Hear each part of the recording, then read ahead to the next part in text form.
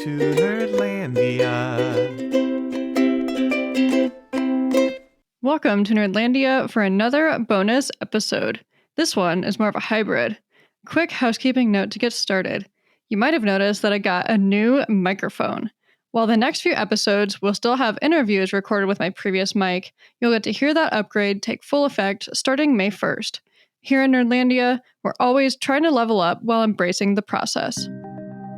Today's episode features Bert Gibbs, a Nebraska-certified peer support specialist and the creator of The Bipolar Path, a website and blog. Writing from his experiences, Bert uses storytelling and resources to help individuals with bipolar disorder and their loved ones navigate this diagnosis. In our conversation, Bert shares his background and reads an excerpt from the blog. Stick around to the end of the episode or check out the show notes for additional resources. Bert, thank you so much for joining us today. I can't wait to learn more about the bipolar path. To kick things off, just how did you get the idea to create this resource? Well, I greatly appreciate you reaching out to me. And after my diagnosis of bipolar 2, I began researching and understanding my disorder by reading anything I can get my hands on, really. I started out with scholarly articles, then to audiobooks written by experts in the field. Then, like anyone else, I went down the Google rabbit hole, which I understand that you should probably never do if you get diagnosed with something, but I did, So it was kind of shocking because a lot of the things I read through blogs, forums, watching YouTube videos were, I guess in my perception, fear-mongering. It was like overall villainizing. Even the online support groups are a part of, I had to step away. There weren't any pauses or even humor in it. I mean, don't get me wrong. Bipolar disorder is a heavy hitter with any diagnosis. It doesn't have to be feared. With the bipolar path, I wanted to provide a gentle and more comforting way so people could understand bipolar disorder. With that being said, my mission throughout my blog, and I guess now throughout my entirety of my life now, I want to bring comfort to those who have bipolar disorder. And I love that you're providing solidarity and you're sharing experiences and you're just showing people that they're not alone. I think that's what is really cool when you look through the articles and resources and everything that the website has to offer. It's just really cool. Absolutely. And I mean, it's always nice talking to somebody who actually has the disorder and in person, as opposed to reading it on a page. You get all the other nuances that comes with it, as opposed to just this is what it is. This is black and white. It's never black and white. Yeah. And so you're talking about your backstory. What year did you set off on this path then? That's kind of nuanced too. So I was diagnosed about 2 years ago, but through therapy and my self-reflection and whatnot, I've actually had it since I was 10. So that affected basically every domain of my life. So education, relationships, and everything else too.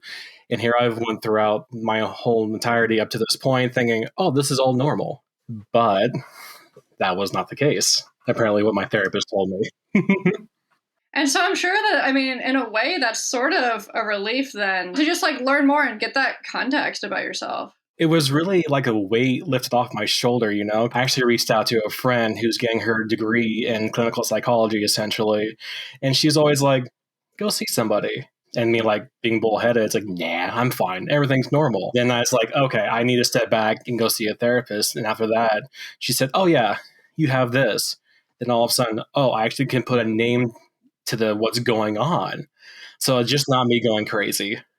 Yeah, and everything kind of clicks, I would imagine. But I also have to commend you for putting yourself out there and seeking that kind of advice, because that's really tough. That's really tough to make yourself vulnerable and to open yourself up to that, have those conversations.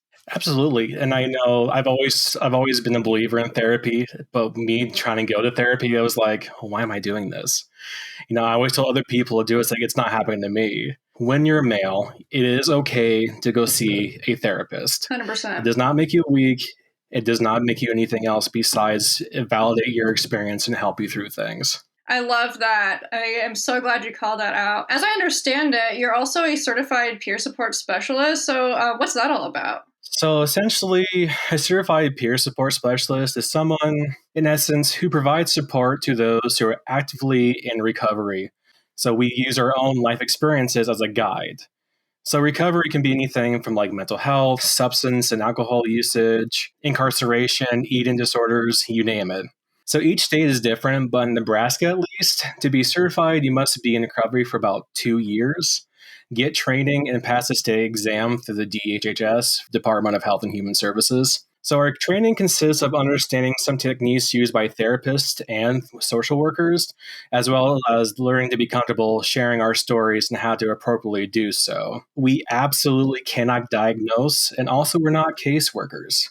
We are someone who has rode the struggle bus to our own recovery, and we're able to share what we did and what steps we took. Yeah. So I love that analogy. we are by definition health providers, and we have to keep up with CEUs. Once again, for those who don't know, the continuing education units to maintain our certificates. That is super interesting. I didn't know anything about that before. From talking to you and from reading your blog, it's obvious that storytelling is a big part of providing support for you. And so the blog itself, I love this, has kind of a Dungeons and Dragons theme or aesthetic to it. And so could you talk about how you came to that conclusion and what's the significance of that to you? I mean, do you have 3 hours so we can talk more about this? All right. So the D&D aesthetic, to give you a better answer to that than I just like it, I've been heavily influenced by this ever since I first created a character. I think that was 12 years ago when I first went into college or something like that. So for me personally, it's a representation of my personal adventure in life. So each experience, each interaction, each scenario, and for each person I've allowed to be in my quote-unquote party is reflected in some way, shape, or form throughout my blog and Instagram account. That is so amazing. It's such a good metaphor. So what was your first character? Do you remember anything about it? That's funny you mentioned that because I was going to talk about that too. If you see in my Instagram account, you see this fox character, correct? Yeah.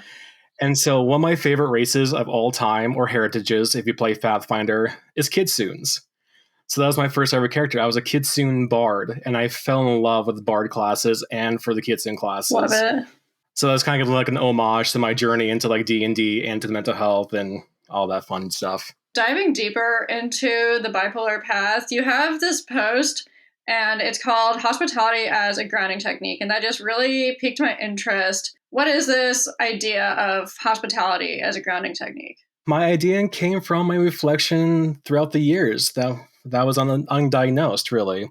Like I said, that was about 20 years.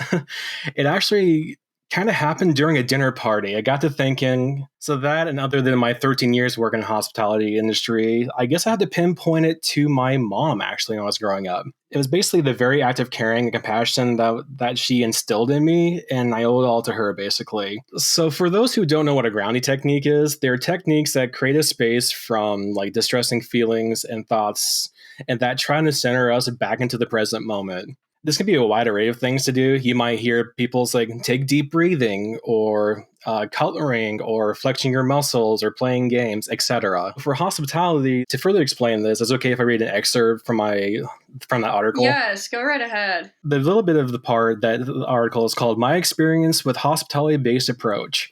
Yes, I did name it because I want to sound fancy for everyone. Love it. Just own it.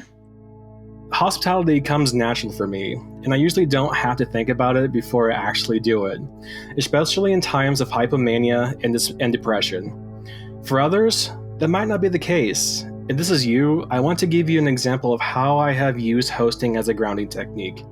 That way you can get an idea of how you could apply this into your life. For this, I'll be using examples from my experience hosting game nights and dinner parties while being hypomanic and or depressed. So create a supportive environment. Before we have anyone over, Dan, my husband, and I usually clean our house before the event. One of my triggers is a cluttered home. When I see it, I get annoyed and highly agitated. I'll butt heads with Dan and how it would got that way. While cleaning, I may rage vacuum and dust. But my mind is actually focused on the cleaning as opposed to the house being cluttered. Once the house is picked up and things are all put away neatly, I feel a whole lot better when my mind quiets down. I can see there's room for our guests to move on and a comfortable place for them to sit and relax. Engage in conversation. When a guest arrives, we begin talking while we eat, and when we switch over to playing games, it may sound silly, but the very act of someone talking to me and asking me questions, or even how are you doing, anchors me quite a bit. Why?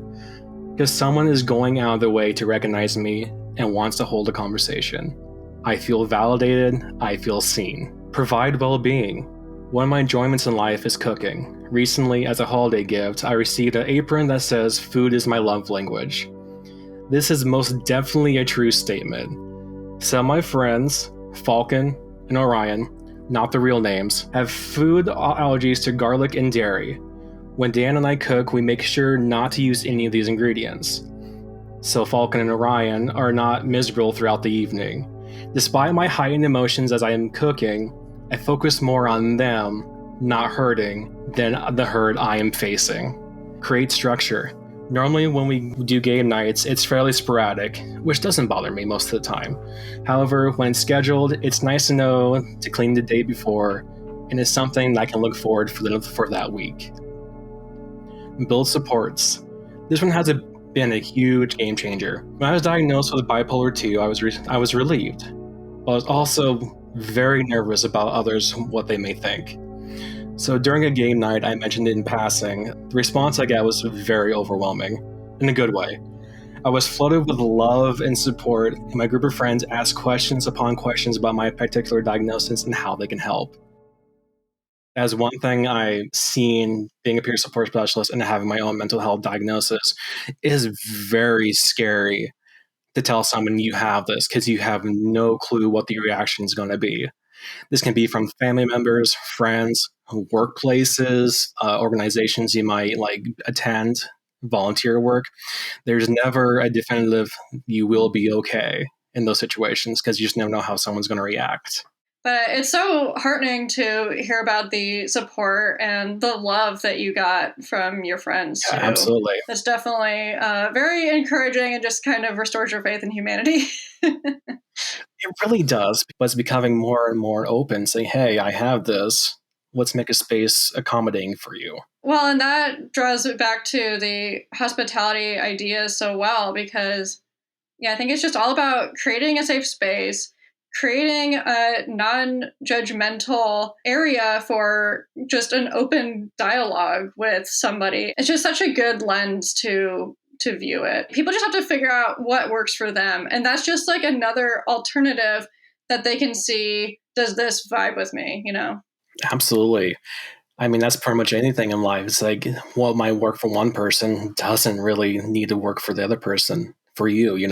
And having that mental health lens in front of that too, it's like that's a whole nother game changer. You have to figure out things that really specifically work for your diagnosis and see how you interact with the world. For the rest of the year and beyond, what's coming up for the bipolar path? I actually would love to be able to land speaking gigs on mental health and bipolar disorder. Not to get too sappy, but as soon as I finally have leveled and finally understand what my disorder does for me, I have actually started coming back into my own voice that's been buried for so long, because I now understand I'm validating my own experiences while speaking to someone about it.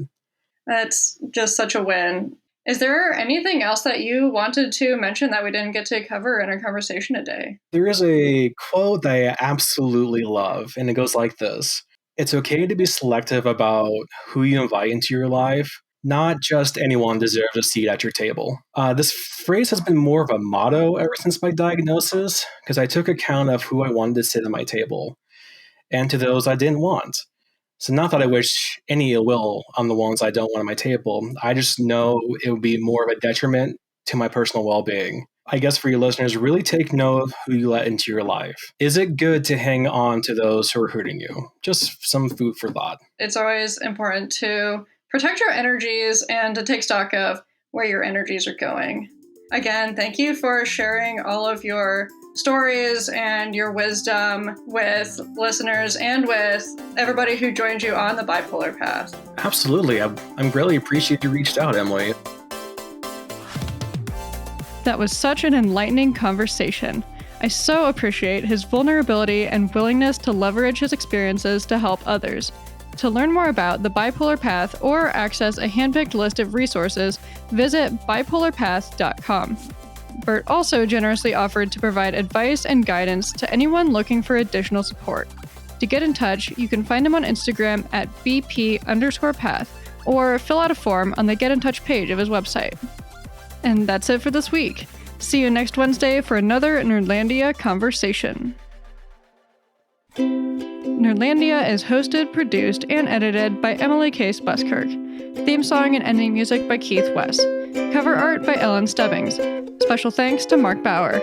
Additional music by Yuri Semkashin, Dream Protocol, and Black Box from Pixabay.